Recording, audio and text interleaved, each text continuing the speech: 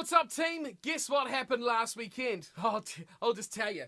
This happened. I won the yellow cap, yeah! I won the yellow cap, yeah! In your face, everyone. You think you can beat me? Bring it on, because I'm doing this every single round. Let's get into it.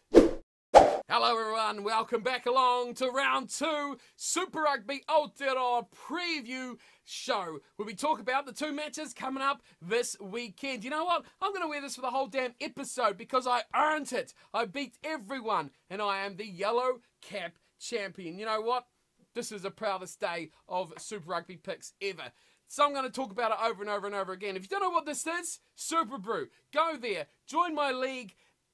It's in the description. Go check it out. Go join in. Go say hi and try and beat me. You know, you can try, but it's unlikely you're going to succeed because, you know, this is mine. It's no one else's. It's just mine. Today, we are looking at the 2 matches coming up this weekend. We've, of course, got the Blues and the Chiefs, or I should say the other way around. The Chiefs are at home. Chiefs at home up against the Blues. And then, of course, the Hurricanes are back at home. And they'll be facing for the first time the Crusaders. Those are the games we've got coming up to look forward to. As always, make sure you do join me on Super Brew. Make sure you check out on Twitter as well. Go follow me on there because we always have good discussions during game day as well. But let's not mess around any longer like I always do. Let's have a look at these 2 matches and see what I think is going to happen. Okay, so matchup number 1 has the Chiefs at home at FMG Stadium Waikato, whatever they call it now, if there's sponsorship stuff going on. They will be at home hosting the Blues.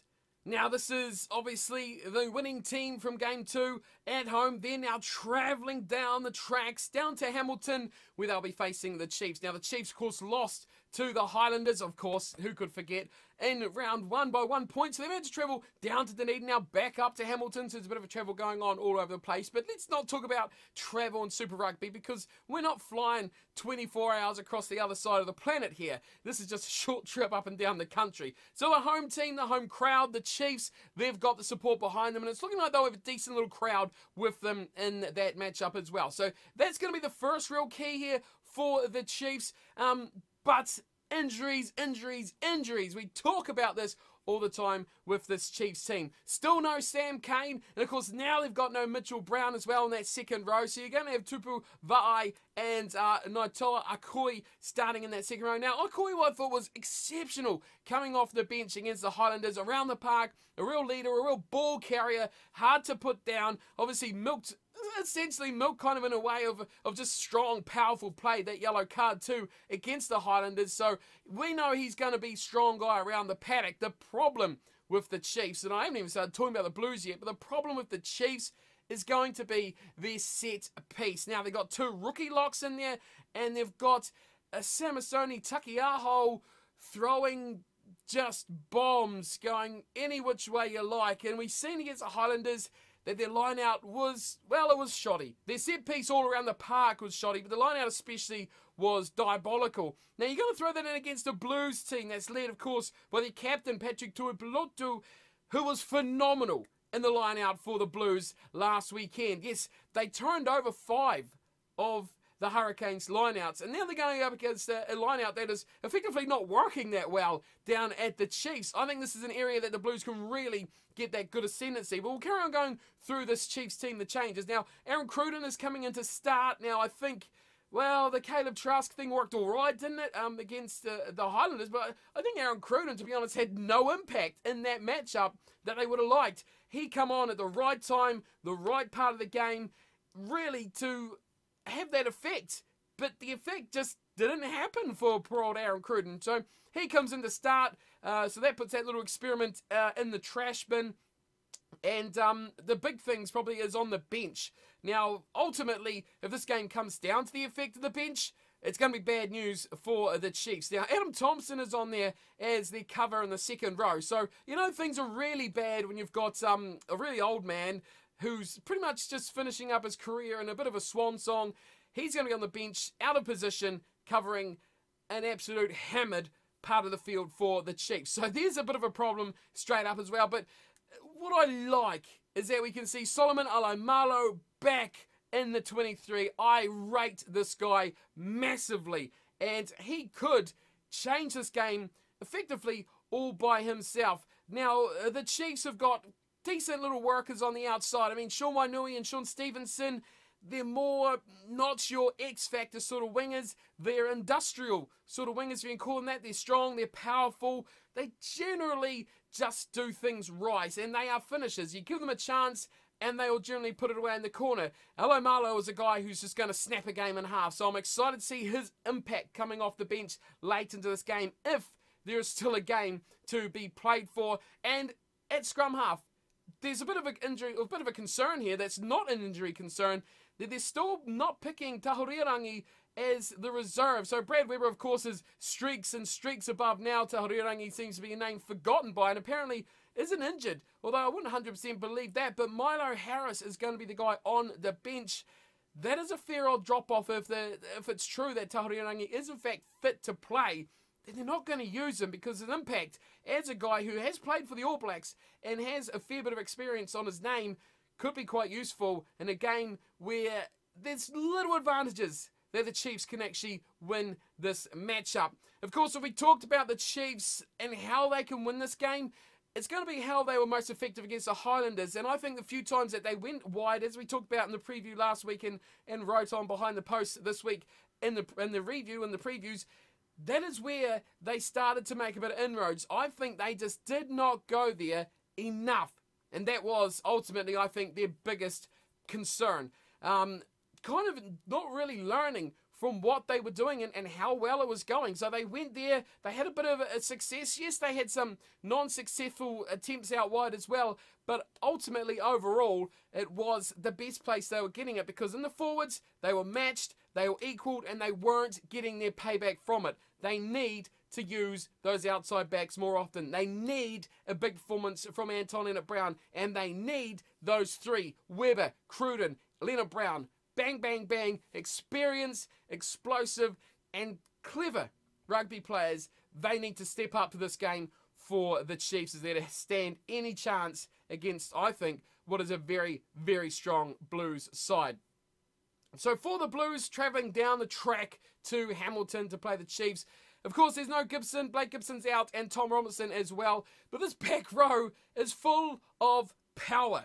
Now, power versus technical speed that the Chiefs have, and Jacobson and Boshier, this is where this game could ultimately be decided. Just like last week when I talked about the Highlanders, they need a big performance from Jacobson and Boshier. That's two really good ruck terrorizers. Now, they're up against Akira Ioane, Dalton Papali'i, and Hoskins Sotutu. So they're big boys. They're going to carry hard, and they're going to carry very strong. But they're not going to have the pace to get to those breakdowns and be technically gifted like the Chiefs back row is at making those turnovers at the breakdown. And we've seen with the new additions to the rules, and, well, not additions, sorry, the changes and the crackdown on the rules, that is an area that you can completely control this match by. So if the Chiefs can get a little bit over there, they need to take every chance they can get. But they are going to be up against it on defence when you've got those three massive guys who love to run, especially Akira Ioane,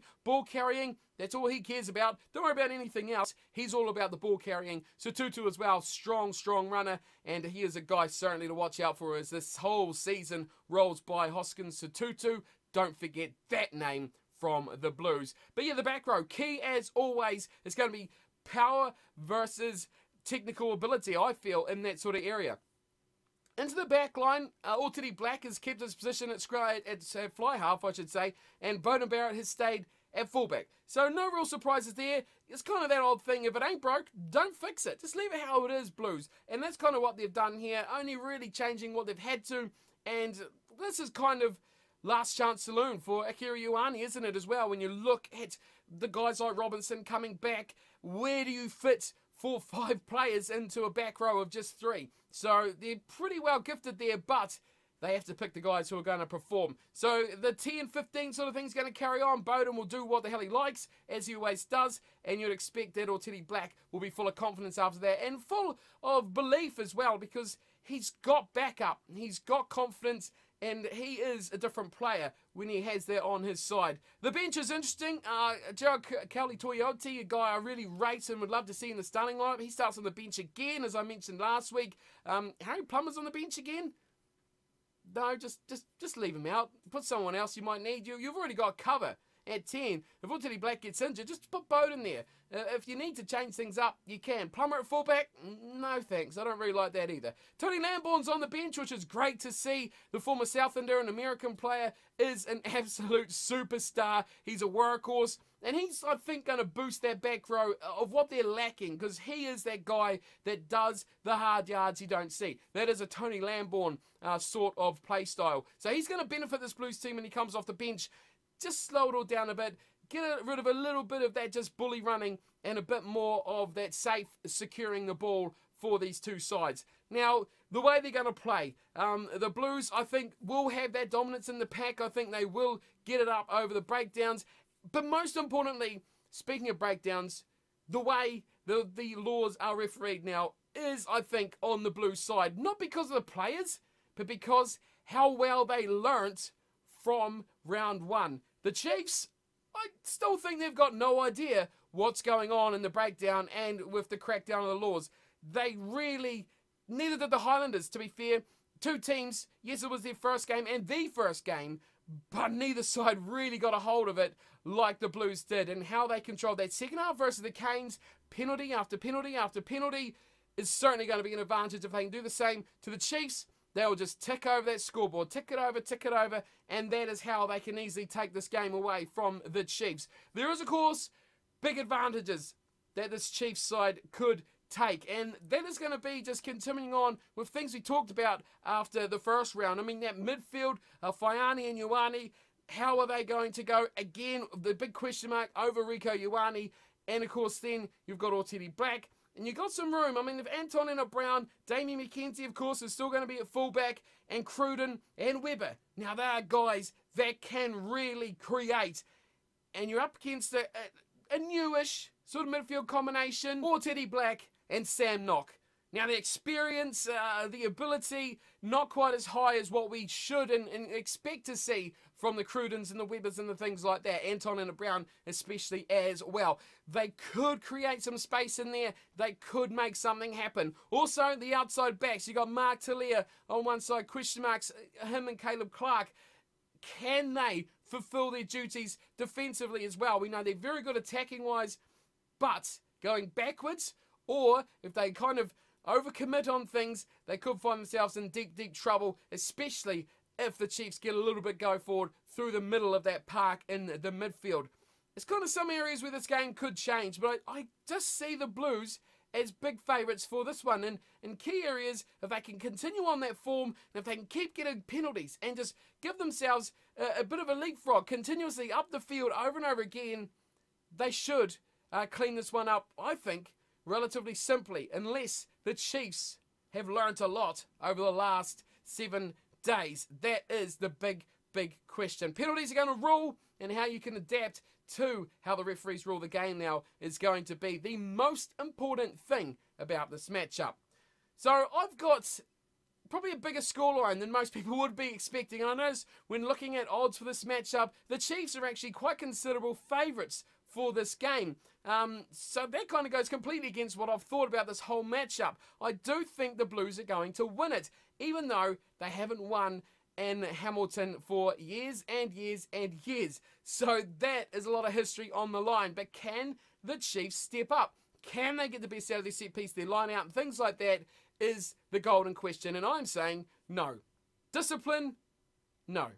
So penalties, Blues, threes, that is your recipe for winning this game. Defend and be smart like you were Blues in round number 1. I've got the Blues winning this one on the road, and it will be, I think, the first away win of the competition if it does happen as well. Blues by the double ones, Blues by 11 is going to be my pick. I think that they are going to get off to a good start, control this one throughout, and just win the game with ease the way that they have been playing. If they continue that on, it's going to be a Blues season to remember. As much as it pains me to say that, the Blues probably only liked by people that support the Blues. But here we go. We've got to be even. We've got to be level-headed, and we can't be too biased about our own teams here. I think the Blues look good, and it just comes to be when things start to fall apart, if they've got some leaders to stand up. And if they can, they are going to be a team to keep an eye on this season. So Blues by 11 for mine. They're going to get the job done against the Chiefs at home. Moving on to game number 2, Sky Stadium now. It's still the Cake Tin Sky. I'm really sorry it's still round. Just put a lid on it and keep the biscuits fresh. That's what you need to do. The Hurricanes are at home. They're up against the Crusaders, who we're finally seeing the defending Super Rugby champions in action in Super Rugby Aotearoa. How's this one going to go? Well, the Crusaders are the unknown, aren't they? So let's take a look at the home team, the Hurricanes first.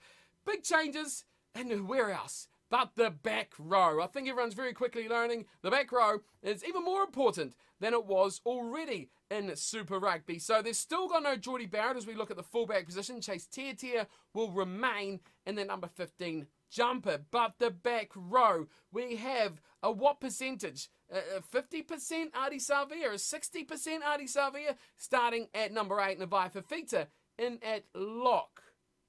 Yeah. Vai Fafita in at lock. He's starting at 5 for Scott Scrafton. Yeah, fitness, anyone? That's going to be really interesting as to how those two guys can play at the top level for how long is the big question. We'll have a look at how I think this game's going to go in a second. But first, the game-changing players here for the Crusaders. Now, you know what this Crusaders team is all about, but they are missing Scott Barrett, who was out through injury. And I really have found it quite humorous, the things reported this season. Someone saying that the new up-and-comer, Samuel Whitelock, is starting in the Crusaders pack. Now, that is a bit of a snipe at the guy coming back in. Of course, it's something mistakenly earlier said in the season when Sam Whitelock did announce his return to Crusaders rugby. Not very much research done there on that one, that's for sure. But the rest of the team, you'll pretty much know. It runs off the tongue. Joe Moody, Cody Taylor, Michael Alatoa, Sam Whitelock, Mitchell Dunshea in the second row. Here's an area we'll talk about more in just a second, but Cullen Grace, Billy Harmon, and Fitu Douglas are the back row for the Crusaders. That's what we'll talk about for this Crusaders team first. Bryn Hall, Richie Mo'unga will be the halves of Jack Goodhue, Braden Ennor in the midfield, George Bridge, Sevu Reece, and of course Will Jordan will be at the back in the 15 jumper for the Crusaders. So yes, lots to talk about here. Let's talk about the match overall. Now there's one way that the Hurricanes can win this game, and it kind of covers a lot of points about what I'm going to talk about for this matchup. Early. That's the key word, I think, if we're going to sum it up. The Hurricanes have to go out early, very early, massively early. Instantly, the start of the game, they need to go 150% straight at the Crusaders and smash them early. Smash them while they're adapting and learning. The Crusaders haven't played a proper game yet. The Hurricanes have played a full match. Win, lose, draw does not matter. They've had time to learn in a real match situation. That is going to be crucial for the Hurricanes' chances of winning. Now, they need to go into this first half. They need to dominate. They need tries, penalties, drop goals. There's about no other ways you can really score, but they need every single one of them, every single opportunity. They have to convert massively while the Crusaders are learning the changes in a match day situation. So that is priority number 1 for the Hurricanes. If you want to talk about the second area, I think maybe they can get a little bit something here over the Crusaders, will be that back row that I was talking about. You've got Cullen Grace and Billy Harmon, who have played a total of 14 games between them, 6 for Grace and 8 for Harmon. So these guys young, Grace only 20 years old, these guys are fairly fresh. Now I think where the Hurricanes have been smart is with the selection of Vai Fafita, where I did raise an eyebrow. Can't really tell in a hat so much, but I did raise the eyebrow to him starting at 5. But think about the effects of him being at 5. You've effectively got 4 back rowers, don't you? Against a team with Fitu Douglas and 2 relatively inexperienced flankers with him. So pressure now is on this Crusaders back row. Will they step up? Can they step up? Who knows? Maybe they could. They had shown in those few caps they've already got that they certainly are at a good level of Super Rugby sort of standard. But this is going to be a test for them. And again, if you're going to look at this from a Hurricanes perspective on how they can possibly beat the juggernaut that is the Crusaders, there has to be areas you target. Other areas is in the back line. So we've kind of covered the inexperience of playing a match versus the Crusaders not even playing a match. We've covered the fact that this back row is fresh and green. You've got big guys there, make them pay in the breakdown, in the tackle, those sort of areas. And then thirdly, I think in the back line is another area where the Hurricanes may be able to get something a little bit out of it as well. So I can already hear you asking, where in the back line? You've got Mwanga, Jack Goodhue, Brandon Eno, Sevu Reece, George Bridge, All Black, All Black, All Black, All Black, All Black. But it's the power game. And this could be a power game versus an agility game, a speed game versus a punishing game. Laumape, Aso, Ben Lamb, big boys at pace, up against, like we were talked about, Braden Eno, Sevu Reece, George Bridge, Will Jordan, little guys. Size, although some people may say otherwise, does matter. Defensively, for the Crusaders, they're going to have to tackle some big lads, and we're not talking about the forwards either. That is where the Hurricanes could gain some sort of ascendancy against the smaller backline of the Crusaders. But that also flips the other way, because these big boys need to be on their toes, because the little fellas of the Crusaders can change their lines, can change their angles very quickly. And if they do that, they can get away from you. When they're away from you, they're gone. They're fast. They're fast, they're quick and agile, and they are pretty hard to stop when they get their little shoes dancing. That's where I think this game could be. The power versus the agility. That is 1v2, very different. But who will make their skills pay the most? It's hard to go against the Crusaders when you've got that experience of those players, guys that have now been around for a few seasons, and they've done this for a couple of years now successfully as, of course, champions. That is one thing you've got to remember. Now, they're going to run, and they're going to run very hard. So it's going to be big defensive efforts for both teams. When the big boys will run straight, the little boys will run all sorts of angles and cutters. You've got to watch out for that. So that's another area where this game could be ultimately decided, especially with those lads. If you get the Laumapes, who will be utterly disappointed they did not dominate the game physically last week against the Blues. So that's where they'll want to step up and really put some pain in that midfield, get some go-forward ball, and put themselves on that front foot. What will the Crusaders do, though? That's what we're all waiting to see this weekend, as they are in for their first matchup of Super Rugby Aotearoa. We will find out just how quickly they adapt from that pre-season inter-squad sort of hit-out they had, which was a draw. Rigged, if ever I've heard of it, anything like that.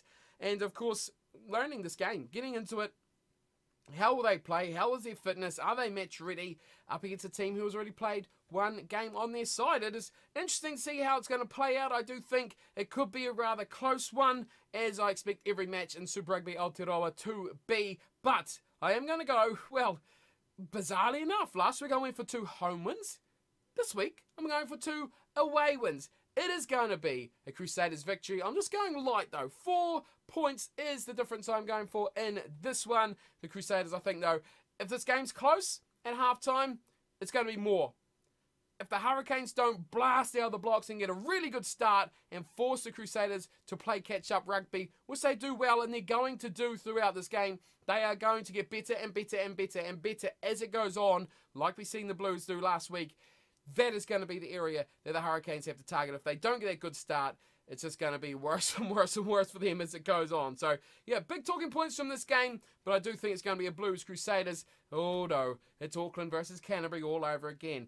That is my thoughts and predictions for this week's Super Rugby Aotearoa matchups. The teams have been announced today. We are ready to go for our first game tomorrow evening. So that is it. The preview is done. We're going for a Blues Crusaders win. What do you think is going to happen? Let me know in the comments below. And of course, if you want to get your hands on this, you've got to beat me at Super Brew. The link is in the description. Go join up for my league there, and you can make your picks and have your say and have your chance to get yourself the yellow cap for each and every round of the competition. Of course, if you want to see my early predictions of each and every week's matches, you can get them Monday or Tuesday on the weeks. Go to behindthepost.com where you can see what I've written there. I do a little short preview of how I think the week's going to go early on in the week, before teams are named, anything like that. And then, of course, we will have the review, which comes out roughly on a Monday or Tuesday. So we've got 2 days in a row. We're going to go bang, bang, review, preview. And then, of course, later in the week, when we've got the teams, this is where you get your video preview as well.